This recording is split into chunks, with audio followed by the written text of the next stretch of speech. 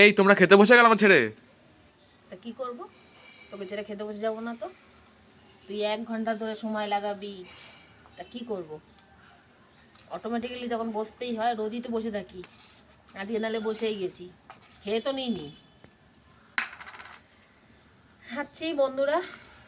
আর menu এই যে শাক ভাজা, মেথো শাক ভাজা, আর সঙ্গে রয়েছে মাছের মাথা দিয়ে বাঁধাকপির তরকারি। মটরশুঁটিটা পড়েনি, মটরশুঁটিটা আনোনি, মটরশুঁটিটা পড়েনি। আর সঙ্গে রয়েছে এই যে চিংড়ি মাছের মালাইকারি। এটা তো নারকেলটা পড়েনি, নারকেল বাদে সর্ষে পোস্ত চারমগজ সব কিছু দিয়ে।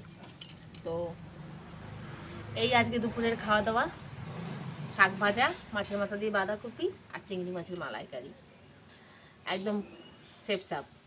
তবে বাঁধাকপিটা আমার খুব খেতে ইচ্ছা করছিল মাছের মাথা দিয়ে, না দিয়ে রান্না করেছি।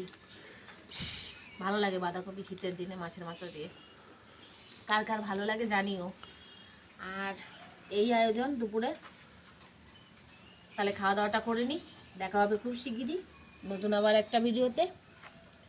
চাটনি নেই, চাটনিটা হচ্ছে না কদিন ধরে, কেননা এখন তো আর আম হয় না, আর আমাদের ঘরে টমেটোমের চাটনি কেউ খেতে চায় না।